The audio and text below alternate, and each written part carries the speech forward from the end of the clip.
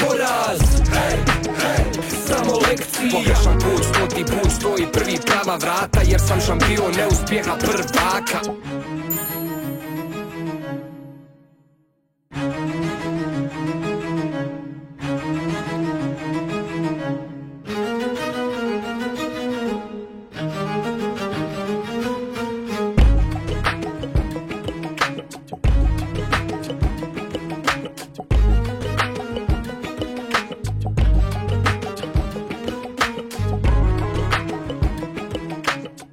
Nikola, rukometni svijet se unisono slaže da si jedan od najboljih, a po mnogima i najbolji rukometaš modernog doba.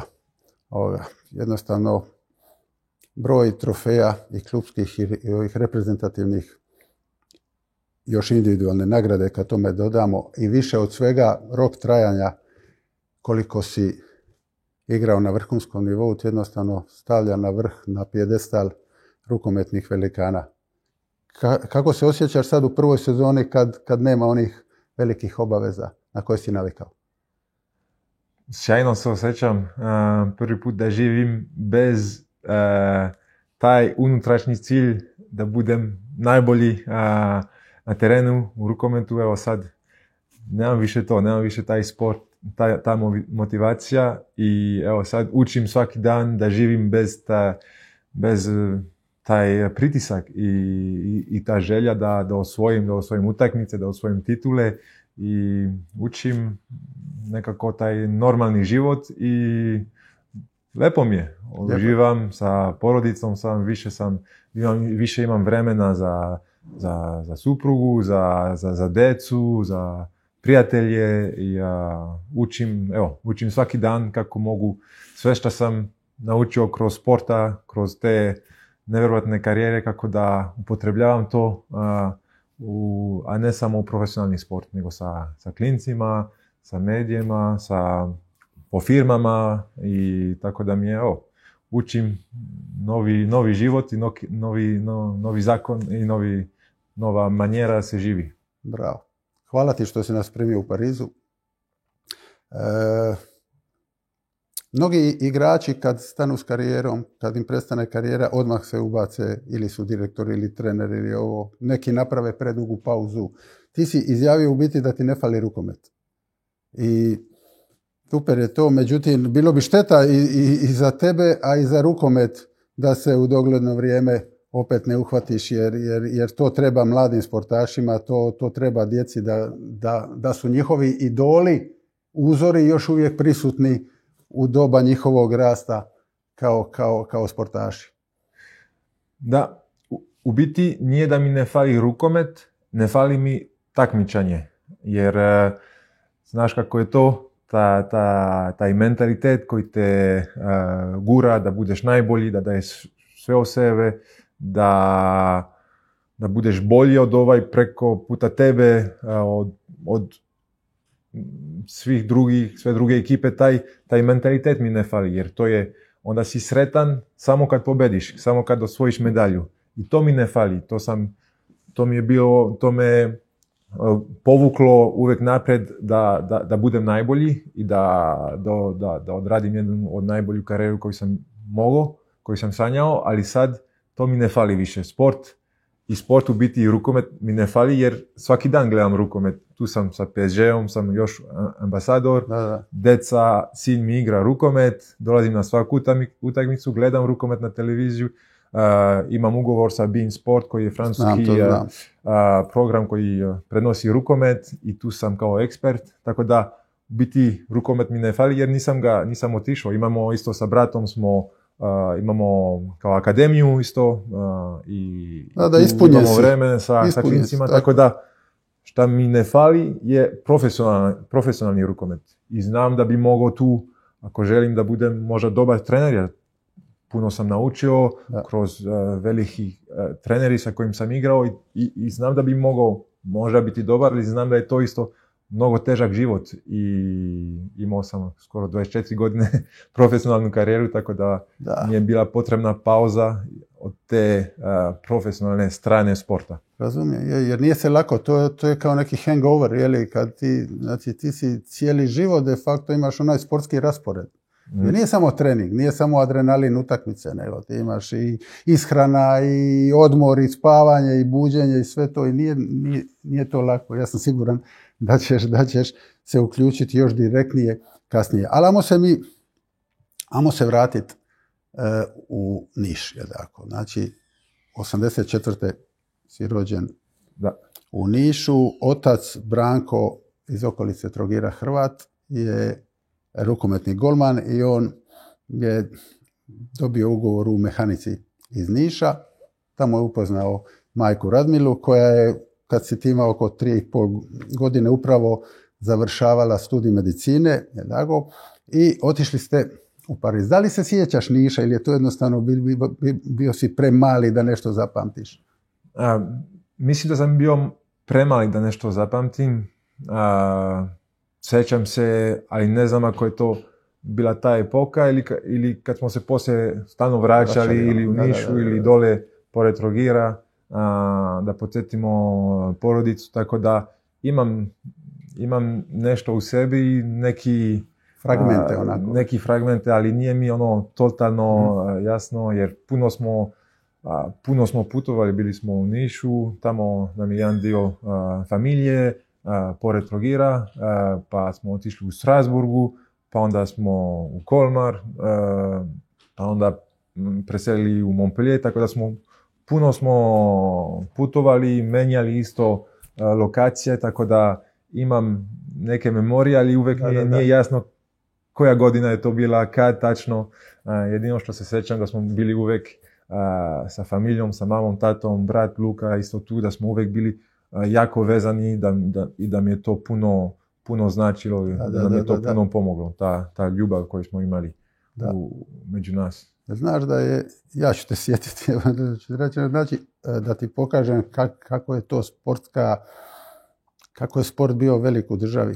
Znači, ti si travanj 84. si se rodio, znaš da je 83. u 12. mjesecu u Nišu su igrali Radnički Niš, Hajduk, ali kup UEFA, što je kao današnja Euroliga. I to osminu finala, to je treće kolo. Dobro. I za Radnički je tad igrao Pixi. Međutim, Hajduk je pobjedio 2-0 u Nišu, Zlatko Vujović i Zoran Vulić golove, i onda u Splitu opet 2-0, Zlatko Vujović. Tako, tog se sjećam i to je bilo kad si ti rođen. A odrastanje u Francuskoj, u Strasbourg, znači sa 3,5 godine, kako ti je bilo kao strancu tad odrastati u Francuskoj? Mislim, nikad sam se osjetio kao stranac. Znam da su tata i mama, uvijek je tata govorio da je bitno da se dobro integriramo u Francusku, da učimo francuski jezik. Uvijek smo bili vrlo ponosni na naše korijene, bivša Jugoslavija, Hrvatska, Srbija, sve te zemlje, naše zemlje, ali u isto vrijeme uvijek je bio tata ponosan kad smo dobili državljanstvo, da ta velika zemlja, Francuska, da nas čini i tako da nikad sam se osjetio kao stranac, uvijek kao Francuz i pola Francuz, pola Jugoslaven. Tako da mislim da mi to dosta pomoglo, jer dosta nam otvorilo mišljenje i taj odnos i to poštovanje prema sve nacije i sve drugačiji ljudi, tako da za nas je bilo jedna velika snaga, ali nikad nisam se osjetio kao stranac. Znači, s 3,5 godine si došao tu, tata je dobio posao rukometnog trenera, je li tako? Da. U Strasbourgu, i ti si naravno zakačio se za rukomet odmah. Često apostrofiraš tatu kao najvažniju osobu u tvom životu, muškarca, je li? Mama kaže da je bio dosta ono što je sad stara škola, ali tad normalno red, rad, disciplina, strogi, pravedan. i jasno je da se ti zalijepio za rukomet. Kako ga pamtiš? Pamtim ga kao, da, ono što si rekao, najbolji, nisam mogao imati najbolji uzor kući, on mi je bio tata naravno, pa onda kad smo iz Strasbourga otišli u Frontignonu, taj grad gdje smo pored Montpelliera živjeli, tu mi je bio i profesor sporta u školi, bio mi trener rukometa i tako da, evo, nisam mogao imati najbolji uzor, kako si rekao, to je bilo stara škola, sve se dostigne ako se radi, ako se dobro ponašaš na terenu i u školi, ako cijenjuješ i trenera, i sudija, i protivnici, tako. A u isto vrijeme imao je taj, on je bio kao filozof života i ta pozitivna energija, tako da uvijek sam dobio to od tate, ta disciplina, ali u isto vrijeme mora se uživati u život, jer je život lep. I od mame sam dobio ta vatra, ta unutrašnja vatra koju vidim po svih tih sportaši iz bivše Jugoslavije, koji ih tera da budu najbolji, da dostignu nešto veliko, tako da nisam mogao, imati bolju kombinaciju od tate i mame i još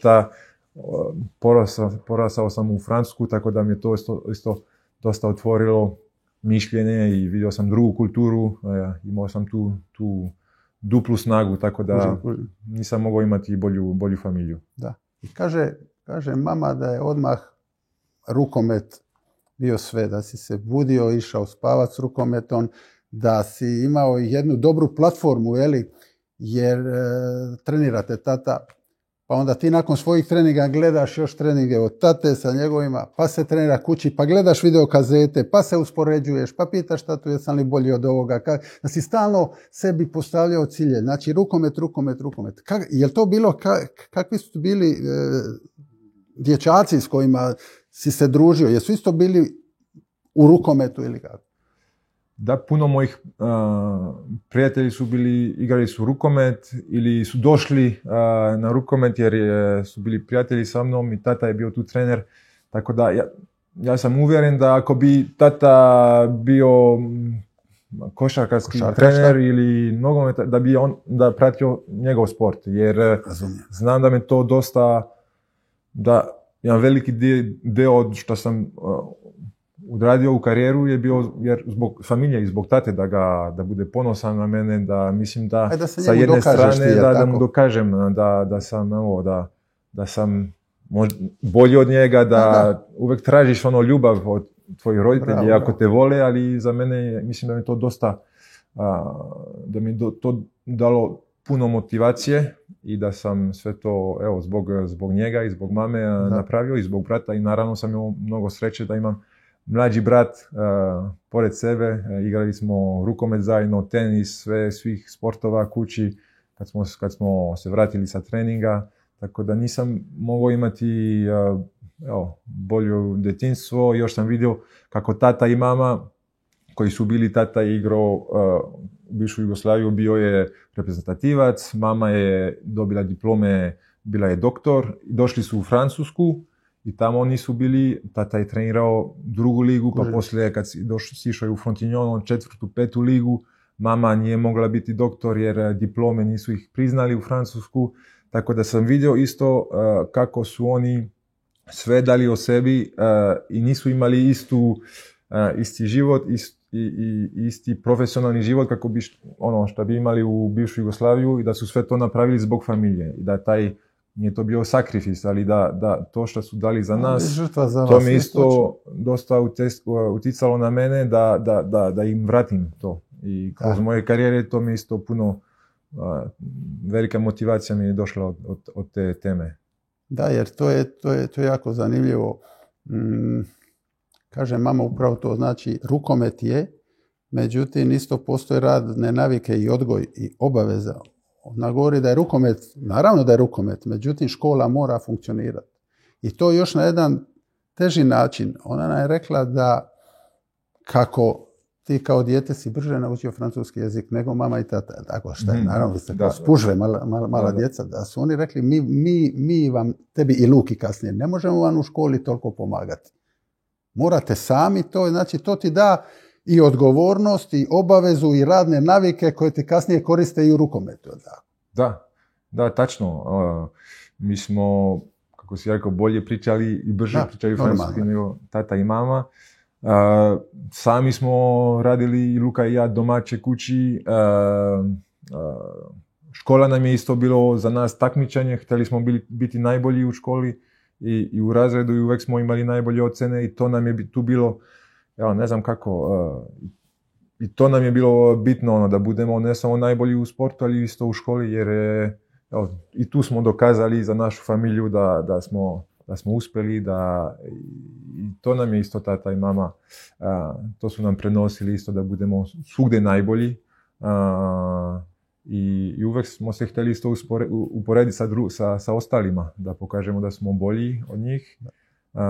Sjećam se isto da tata znao, kad mi je pričao o svojoj karijeri, sve to, da je igrao u Metkoviću dugo. Da.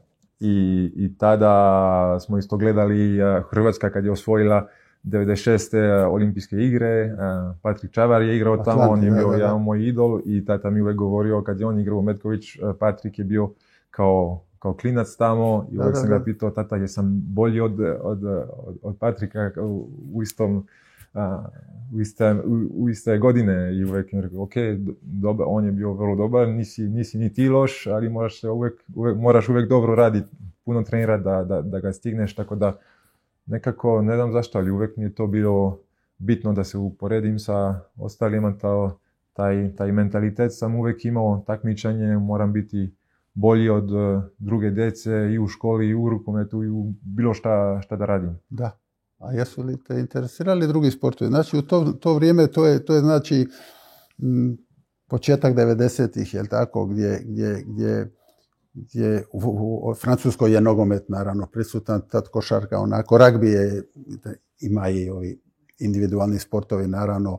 Tad je, recimo, u Marseja igra Piksi Stojković, došao je Bokšić, pa se pojavljuje Zidane, tako, i Cantona, Ginola su tu, a ti imaš na zidu poster Jacksona Richardsona, tako? Da, imam poster Jackson Richardsona, imam poster iz puno igrača bivše Jugoslavije, znam da imam poster od Hrvatske, Čavar, Nenad Peruničić, Jovanović, Skrivić,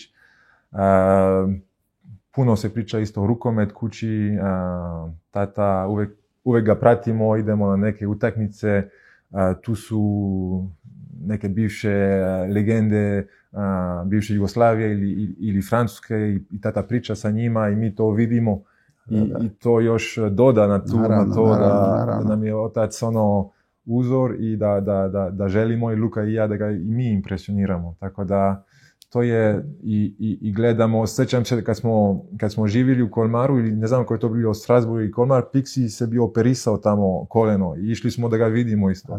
Da, i sjećam se da je Luka prošao ispod kreveta i krevet pao i uplašili smo se da mu to možda još sjebe operaciju, tako da uvijek su bili tu i te priče i tata je pričao.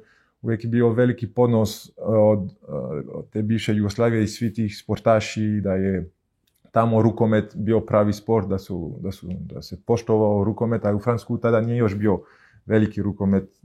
Teško mi je bio kao klinac vidjeti, pratiti te utakmice od Jacksona, od klubovi koji sam volio i to znam da mi to isto bila motivacija da kroz moje karijere da uspijem da bude rukomet veliki sport u Francuskoj, ne da bude samo oko nogomet ili te druge sporte, da ljudi u Francusku poštuju rukomet kako se poštuje u bivšu Jugoslaviju. Da. Taj tvoj, kako se kaže, predanost je od starta, kaže mama isto da kako tata, znači on je cijeli dan si trenirao, mislio na rukomet, tata nije htio da ideš u teretanu u doba odrastanja, pubertet ili kad je bilo, jer to je prerano za tijelo, onda si ti sam napravio u sobi kao neku imitaciju vratila, sprave, lupa soba, on trenira. Da. Nevjerojatno. I dobro, i onda selite u Montpellier. Zašto Montpellier? Je li Montpellier što je to jedna zdrava rukometna sredina ili zbog klime? Što je bolja klima nego u Strasbourgu?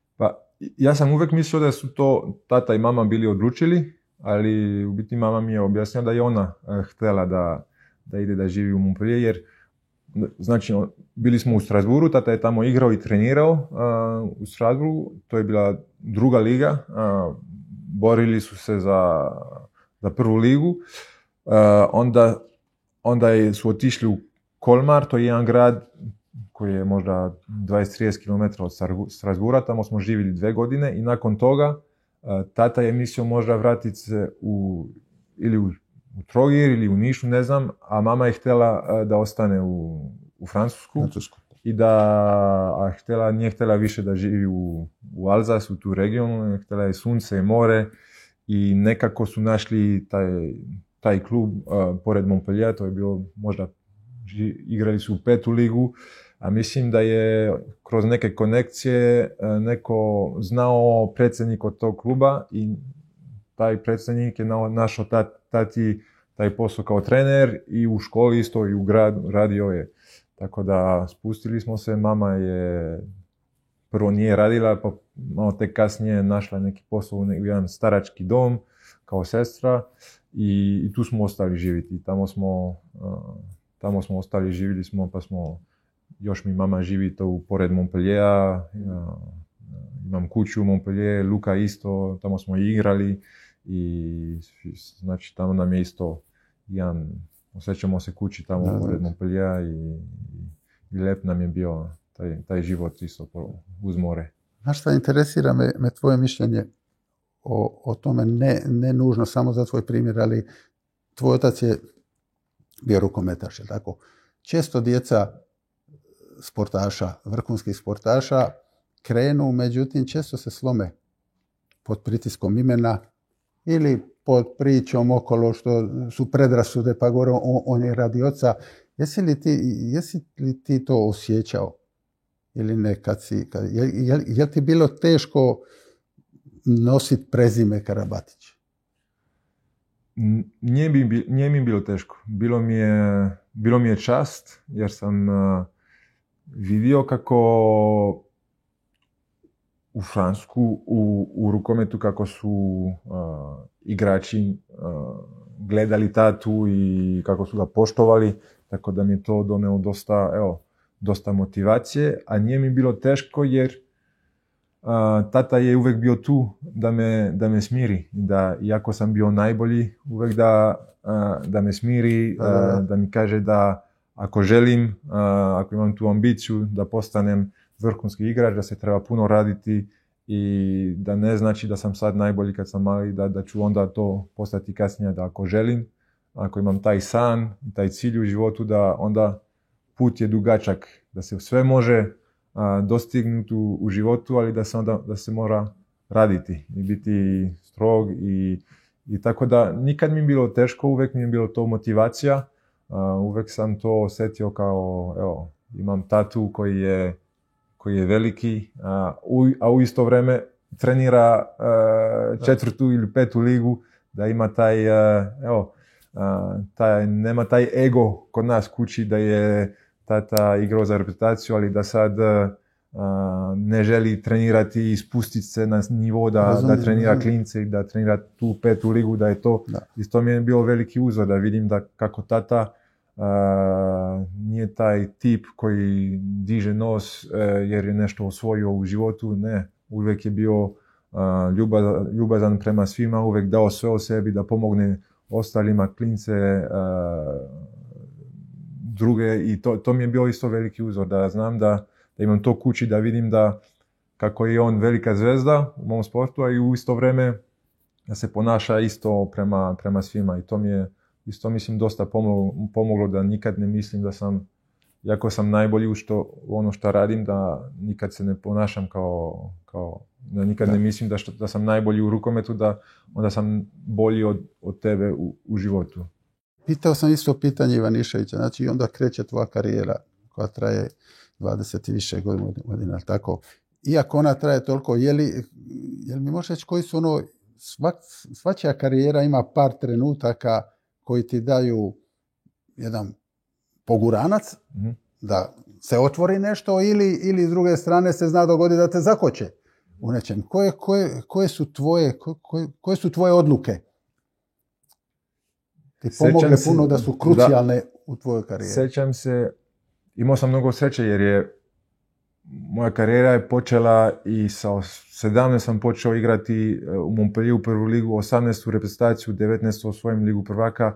Išlo je ono brutalno prema gore, ali kad gledam unazad ima jedan moment, a bio sam mlad, možda sam imao 15 godina, do tada sam bio uvijek najbolji u svaku utakmicu, svaku ekipu gdje sam igrao, ali sjećam se da to je bila neka selekcija od neke regione gdje sam igrao, imali smo jednu utakmicu i promašio sam 1-2 šuteva, nisam dobro igrao i završimo utakmicu, tata je bio tu i uvijek smo puno razgovarali poslije utakmice, analizirali kako je bilo šta.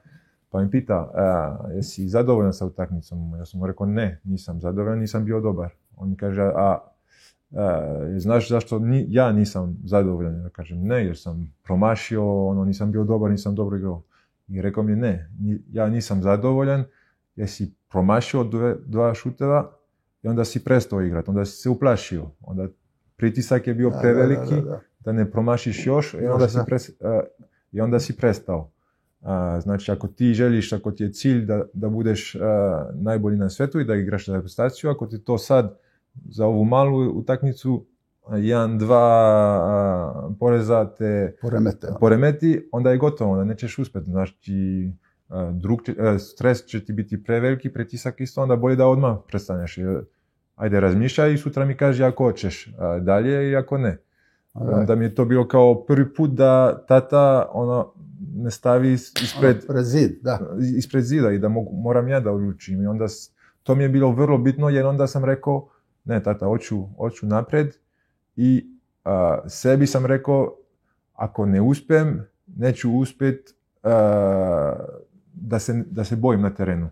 I cilj mi je sad bio onda da poslije svake utakmice sve dajem na terenu, da pokušam da idem napred i ako promašim da nema veze da idem napred i da nestanem. I to me dosta teralo onda i u biti taj moment mi je bio vrlo važan jer od tada onda nikad nisam se uplašio na terenu. Iako sam imao 16-17 godina i igrao već prvu ligu i sa 18 igrao sa reprezentaciji, nikad nisam se plašio da pokušam. Da preuzmeš odgovornost, što te krasilo cijelu karijeru. To je uvijek teško za mladih igrača jer uvijek se boje, stignu, igraju sa igračima koji su bili u njihovu sobu na posterima i onda se plašiš, nećeš. To me uvijek, meni bio to jedna snaga jer nikad nisam se plašio i htio sam tu uspjeti. Taj moment mi je bio vrlo važan. Nevjerojatno. I to što si je spomenuo kad osvajate s Montpellierom prvu ligu prvaka, kad ti u finalu koji se igra na 2 utakmice daješ 17 golova, tako to kao mladić, to te lansira strašno. I onda spomenuo si da je tata igrao u Metkoviću. Da. Je li odlazak u Kiel, je li povezan s tim, jer tamo je Zvonimir Noka Serdarušić, vrhunski hrvatski trener. Je li postoji povijest između oca i Noke iz Metkovića ili ne? Ja, pa znaš kako je to u bivšu Jugoslaviju ima uvijek povezani su svih sportaši. I tata i Noka nisu zajedno igrali ili jedan protiv drugog, ali su se znali nekako. I naravno da je to puno uticalo na moj promjeni kluba i na ono što sam otišao i potpisao u Kielu. Jer tada bio sam vrlo mlad, imao sam 20 godina. Godinu dana pred toga je došao zvao me bio trener iz Pamplone. Tada Pamplona je bila jedna od najbolje ekipe. Jackson Richardson igrao tamo, Nedeljko Jovanović igrao tamo, poslije Ivan Balić isto tamo igrao I 2003. smo bili osvojili Ligu prvaka protiv Kad si Sporting, dao kad te sam golove, dao te kad si 17 dao golova. 17 golova, Oni su me zvali da idem tamo i tata uvijek smo pričali i rekao mi ok, naravno ćemo da slušamo ponudu i sve to, ali mislim da je malo rano i tako i da nije dobar moment da se tamo ide. Imaš još dosta tu naučiti u Montpellieru, a kad nas Noka i Kiel zvao, onda sam osjetio da je tada bio pravi moment i da se i uvijek mi tata govori ono, pare nisu najbitnije, ne smije da ti budu pare i kondicije ugovora ono što će odlučiti gdje ćeš da igraš i gdje ćeš da ideš. Moraš prvo gledati gdje možeš da napreduješ i gdje ti je najbolji klub da još ideš unaprijed i da dostigneš tvoj cilj, da budeš najbolji na svijetu i gdje možeš da naučiš. I pare će onda doći, ako si dobar, onda to dolazi, to je sekundarno. I sjećam se da, kad je Noka zvao, onda mi je rekao, to je pravi klub, to je pravi trener za tebe, on te može dovesti još jedan nivo dalje. Da. I onda smo tako sve te odluke smo zajedno uzeli sa tatom, sa mamom i sa Lukom, uvijek smo puno pričali, tad si mlad, imam 20 godina, ne znaš ništa u životu i teško ti je, ako nemaš dobre ljudi oko sebe, da nađeš te dobre odluke za tvoju karijeru. Da, je li tad njemačka liga jača od francuske do sada? Da, tada njemačka liga Bundesliga je najjača na svijetu.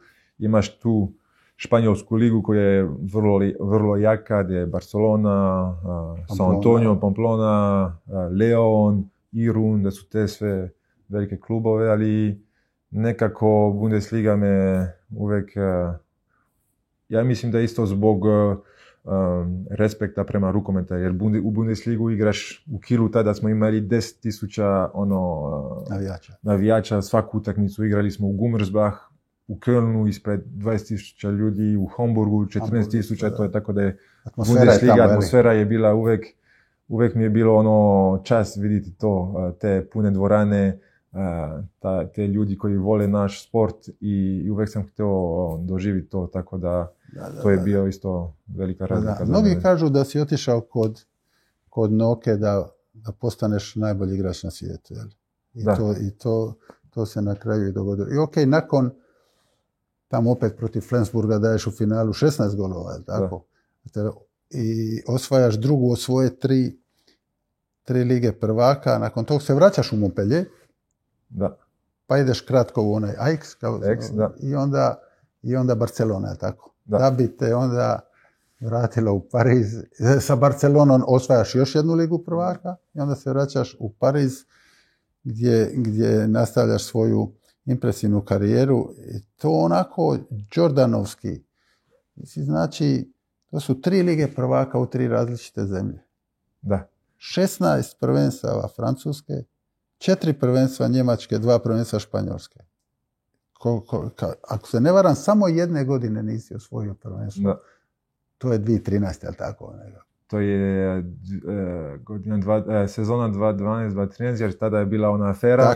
Tako je, da. I tada sam iz Montpellier otišao kratko u Aix-en-Provence, koji se borio da ostane u ligu. Da.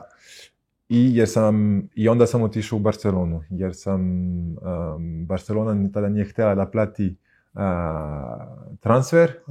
Rekli su mi samo mi želimo da dođeš, ali moraš biti slobodan. I Montpellier se htio rešiti mog ugovora zbog te afere. Onda sam otišao u Aix. Aix je možda otkupio 50,000 eura moj ugovor. I od Aixa sam otišao slobodan za Barcelonu.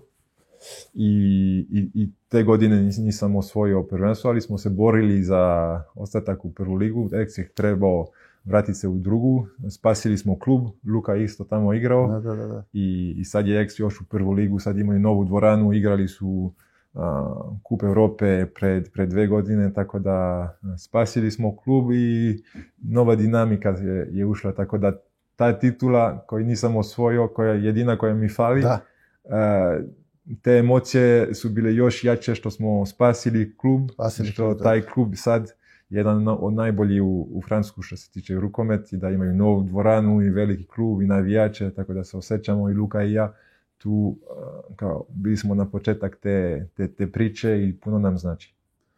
I onda znači slijedi povratak u Pariz i jako emotivan oproštaj u dvorani 2024. godine. Šteta što tata nije bio prerano je otišao. Tako? Da. Jel ti fali puno, jel?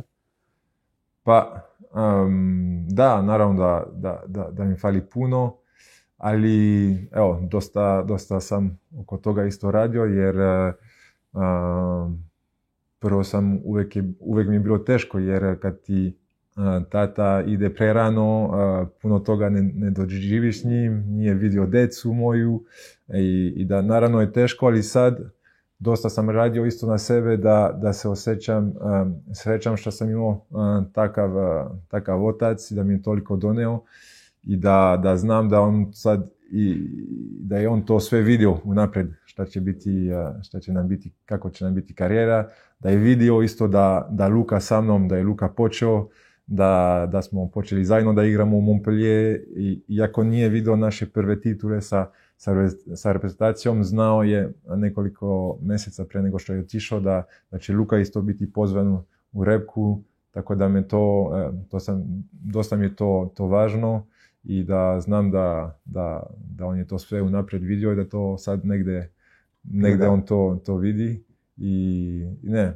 prvo mi je bilo vrlo teško jer kad je tata uzor, trener, agent, motivacija, sve, kad nije više tu, onda si tu sam i moraš sam svoje odluke naći, moraš sam svoj put i svoj put tražiti, tako da i u sportu, i van sporta, i u životu isto, tako da vrlo mi je bilo teško, ali sad sam srećan jer bez njega ne bi tu bio, tako da više gledam te pozitivne strane nego te negativne i znam da je tata isto uvijek bio pozitivac, tako da ne bi volio da budemo svi tužni jer nije više tu.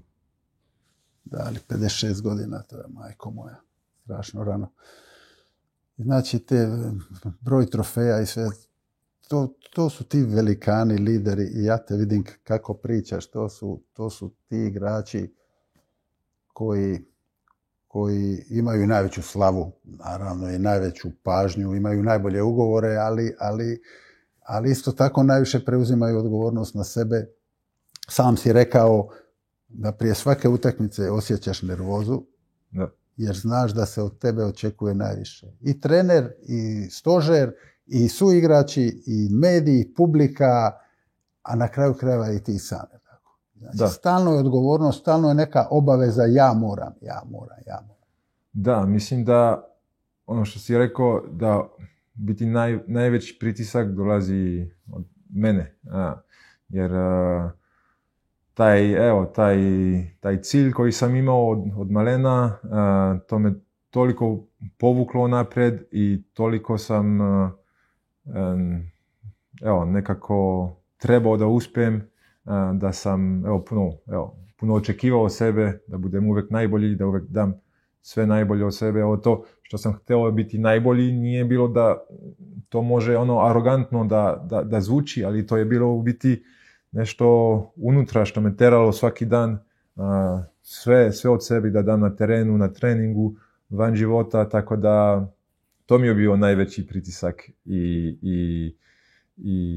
i naravno da nije bilo lako živjeti sa time i da mislim da svi vrhunski sportaši imaju taj pritisak koji je veći od 15-20 tisuća ljudi koji navijaju protiv tebe ili medije ili bilo šta. Taj najveći pritisak je dolazio od mene i uvijek me držio, ali naravno je to puno stresa. Ali sam zadovoljan što sam uspio normalno živjeti ipak. I tu je mi isto tata dosta insistirao na tome da se mora znat u sportu i u životu biti 100%, 200% u ono što radiš, a da se zna izaći od toga i da se lepo živi pored, da taj pritisak ostaje na terenu. Bravo. Tako da naravno da sam imao puno pritiska, ali sa godinama sam uspeo da taj pritisak bude tu samo na dan utakmice Kanaliziraš, i da analiziram i da znam brzo da izađem iz te osobe i da nekako imaš dve osobe, taj na terenu koji se bori, koji bi skoro te ubio preko puta ako hoćeš da me pobediš, i izaći iz te mente i da znaš da imaš malo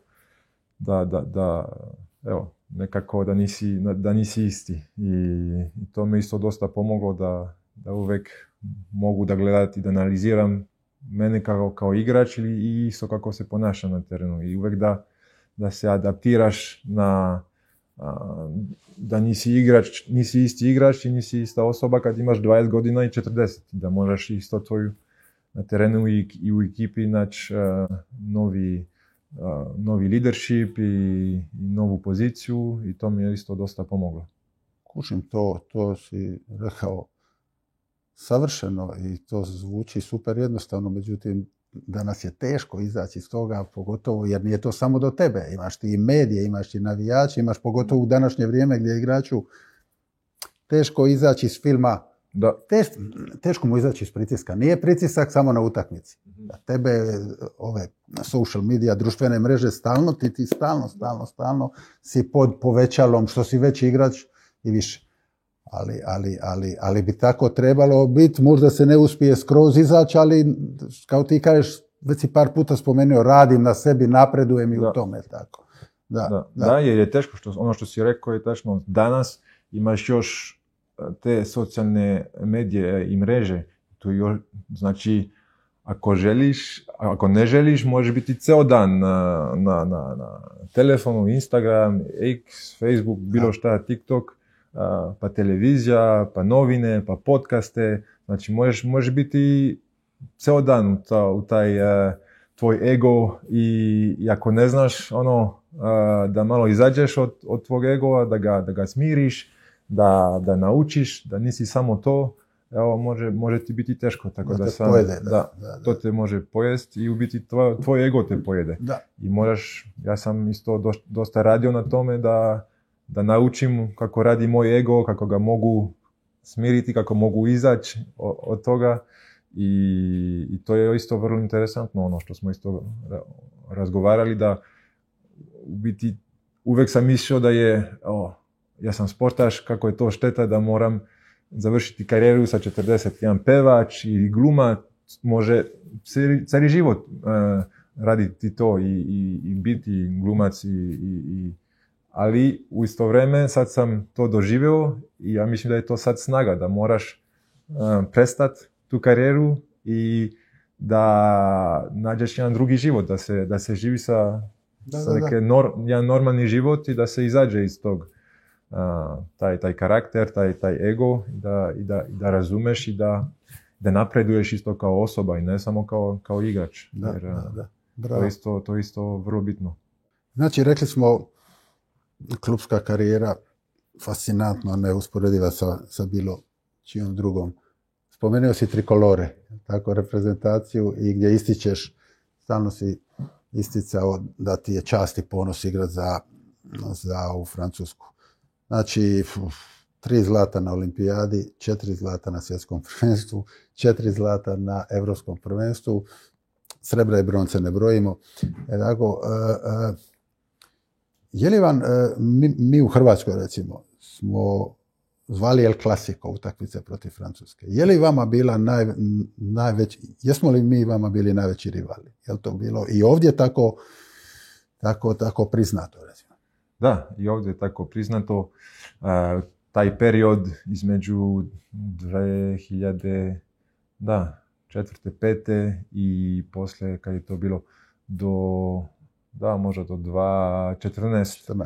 Tada uvek smo igrali protiv Hrvatske ili u finalu ili polufinalu i četvrtfinale, i uvek su bile te utakmice najteže i za Francusku i naravno za mene, jer ne možete se to otpisati kako je sa moje strane. Igram za Francusku protiv Hrvatske, tata mi je iz Hrvatske, moje korijene su tamo, vrlo sam ponosan. kad igra Hrvatska, ja navijam za Hrvatsku, za Srbiju, za sve te naše bivše zemlje, kad igraju rukomet, kad igraju nogomet. Gledao sam te 98. Francuska-Hrvatska u polufinalu, to mi je bilo najteža utakmica, slavio sam kad ste dali gol, bio sam tužan poslije, a igram za Francusku, osjećam se ponosan i svaki put te utakmice su bile mnogo teške, jer naravno kad nismo igrali protiv Hrvatske, svi Hrvati su me volili, slikaju sa mnom, uvijek su bili super prema mene, pa kad smo igrali protiv Hrvatske, svi su me psovali, majku i tatu, i toliko je bilo teško, tako da sam morao raditi mentalno na tome, da se uvijek dobro pripremim i naravno te utakmice su bile najteže i uvijek ću se sjećati tu finalu 2009. u Arenu Zagreb, kad smo ušli na terenu, kad sam čuo kako su me dočekovali navijači, tako da i vidim tatu u tribinima, počinje himn, skoro sam plakao na terenu, vidim tata plače isto i mama se plaši, tako da evo, ne može se to otpisati, ali nekako sam ponosan da prvo što smo naravno više puta dobili utakmice, ali sam isto nekako ponosan da evo, igram za Francusku, ali i Francuska osvaja titule, zahvaljujući naravno cijeli tim, ali zahvaljujući isto mene, što sam jedan od najboljih igrača, i da Francuska nekako pobjedi isto zahvaljujući bivše Jugoslavije, zahvaljujući Hrvatskoj, jer smo, možda ne bi ja bio tu i Luka i svi ti naši bivši Jugoslaveni koji su došli u Francusku da podignu francuski rukomet, onda ne bi Francuska bila tu. Tako da sam tome isto nekako motivisalo i naravno da te utakmice protiv Hrvatske su bile legendarne i taj tim koji su oni imali, naravno Ivano, Balić, Džomba, Lacković, Metličić, Vori i mnogi drugi. A di je, tu ste bili, je tako, El Clasico se zvao, međutim ipak više je Francuska pobjedila. Gdje je bio gdje je bio edge da ste vi bolji? Je li mentalno, recimo bio sam s Ivanom na kavi prije par dana, pozdravio te, jer pijemo kavu u istom kafiću često, u Splitu. I govori on da ste vi pojedinačni kvalitet i širina kadra, to je Francuska. Govori, a da smo mi da je to više bila energija, naravno i kvalitet, ali energija, dišpet ludost, naboj, zajedništvo i to. Da. Kako ste vidio prednost Francuske? Pa vidio sam, u biti Hrvatska imala, što je čudno, i o tome sam pričao pre 2-3 dana sa jedan autor sa kojim pravimo sad knjigu. U biti 2003. kad Hrvatska osvoji svjetsko prvenstvo, ta utakmica koja je možda lansirala Hrvatsku je u fazi grupi protiv Francuske. Ja. Hrvatska je bila izgubila protiv Argentine i onda u Portugalu i Francuska je tu bila, mi smo bili kao favoriti i mi izgubimo protiv Hrvatske. I tada je bila početak te generacije, Ivano, Lacković, Metličić, svi tu. I znači mi smo ih lansirali i oni su, mislim da to donelo dosta samopovjerovanja i tu nekoliko godina, onda 2003. su bili svjetski prvaci, 2004. olimpijade osvojili, 2005 su nas dobili u polufinalu svjetskog prvenstva u Tunis tamo, oni imali su taj prednost i mi smo, mislim, malo pomalo se podigli isto tu u našu ekipu. Ja sam tada još bio mlad, dosta sam naučio isto kad sam otišao u Njemačku, znači mislim da je isto za nas bila razlika da svi ti igrači individualno, svi smo otišli u te najbolji klubovi.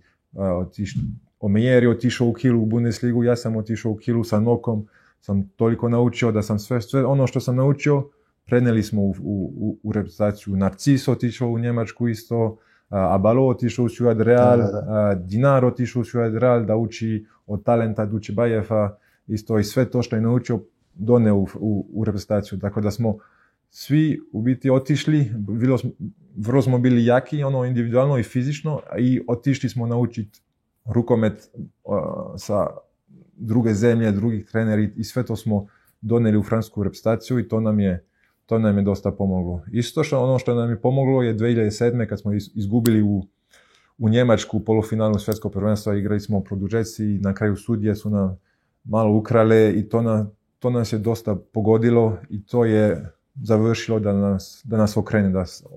Od tog poreza onda smo sve osvojili. Taj porez toliko nas udarilo i bolilo unutra da smo rekli nikad više tako da izgubimo. I to je nekako startovao taj killer instinct koji smo imali u ekipi.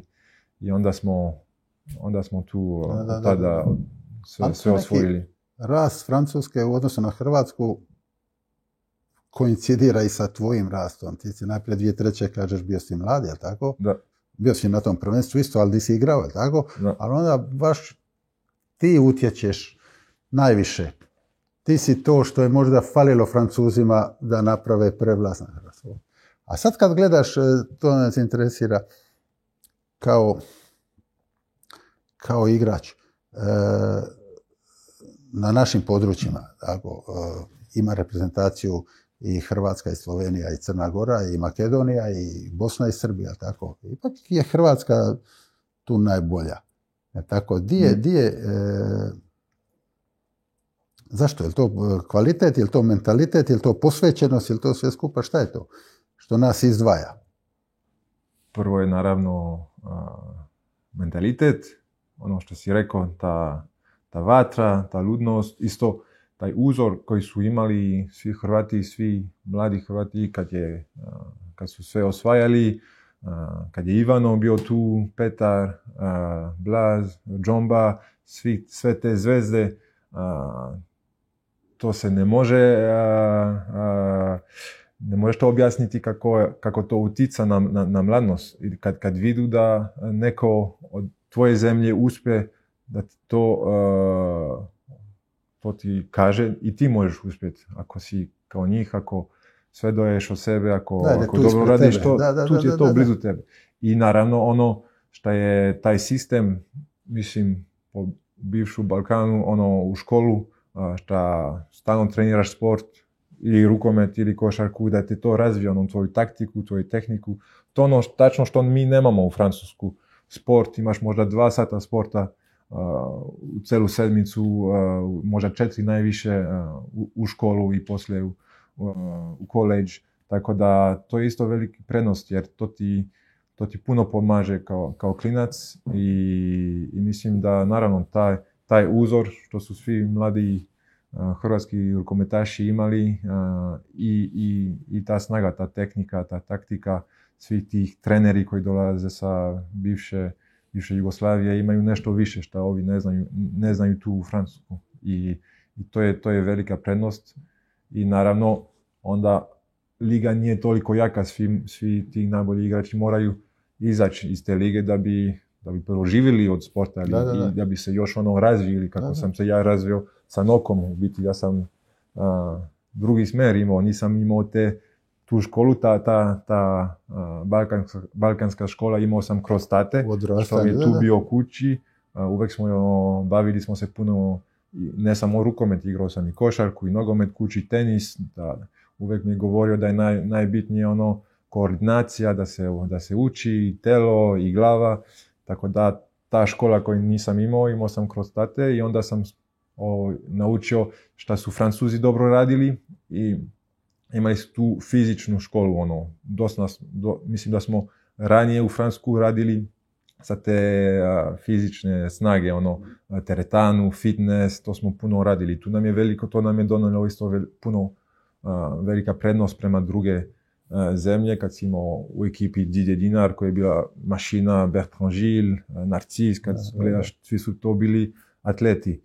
I onda ta tehnika i taktika, to smo doveli, ja sam to doveo od noke, ja sam sve od noke naučio, taktika, tehnika, poziciju na terenu, kako se gleda drugačije sport i rukomet, i onda sam to mogao, tu je bila isto velika razlika. To sam sve što sam naučio sa nokom, doveo sam u reprezentaciji. Onesta je bio pametan što je vidio mi to možda više znali od njega sa te strane i to nam je pustio. I sve ta kombinacija mislim da nam je onda pomogla da dominiramo taj internacionalni rukomet. Da, ali ja gledam, ok, ta posvećenost, kad ljudi pričaju team spirit i to sve i energija, to sve utječe, ali recimo ta područja, zašto mi u rukometu, a ne ove druge nacije sa istog prostora manje? Isto zašto Srbi u košarci sada ili mi u nogometu? Zato što ipak ti moraš imati kvalitet. Mi smo imali, spomenuo si, je li to Čavar, je li to kasnije Ivano Balić, Džomba, svi oni, jel tako, Duvnjak i ovi, ti moraš imati određeni kvalitet oko kojeg ćeš graditi mentalitet i to je sve nadgradnja i mentalitet, kao što u nogometu mi imamo Modrića i zato jesmo mi sada, a ne neke druge nacije. Moraš imati tog bar jednoga genijalca oko kojeg ćeš sve graditi. Kod nas je to bio recimo Ivano, tako. Gdje je on bio on je stariji 5 godina, tako? Da. Što je i puno, je tako, a što je i malo, što je dovoljno da se opet susretete. Tako. Je li on bio poseban? Kako ga pamtiš, šta je vaš, rekao bi, rivalitet, pa onu povijesnu sliku iz 2009. koju su prikazali neki kao detronizacija, stari lav ide, mladi lav dolazi. Da, Ivano je jedan od najboljih igrač svih vremena rukometa i on je jedna legenda, a u isto vrijeme nikad nismo igrali zajedno u tim, uvijek smo bili jedan protiv drugog. Igrao je u Pamplonu, kad sam igrao u Kielu, igrali smo jedan protiv drugog u polufinale Ligu prvaka, pa Hrvatska-Francuska, kako si rekao, to je bio veliki rivalitet, tako da i nekako sjećam se ta 2-9 kad smo igrali,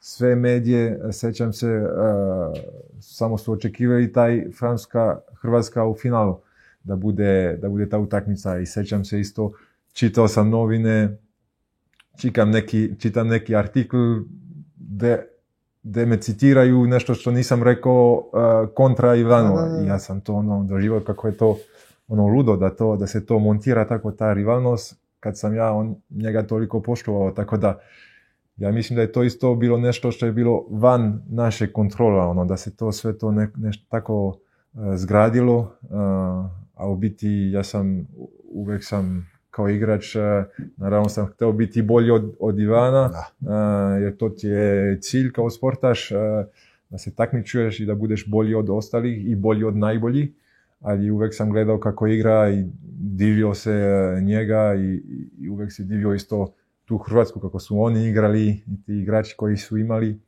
ali u isto vrijeme je bio veliki rivalitet jer sam znao da ako želimo mi kao ekipa i ako ja želim biti najbolji, moramo ih pobediti, dobiti, moramo biti najbolji od njih i od Hrvatske, tako da uvijek sam tu bio taj paradoks između puno poštovanja i u isto vrijeme ne smije se ih poštovati i moram biti bolji od njega. Tako da, evo, nismo nikad, nažalost, igrali u isti tim, možda jedan puta smo za neki humanitarna utakmica zajedno igrali, ali eto, uvijek sam puno poštovao Ivana i sve tu veliku generaciju. To bi bilo sve u ovoj emisiji. Drugi dio razgovora s Nikolom Karabatićem pogledajte u narednoj emisiji.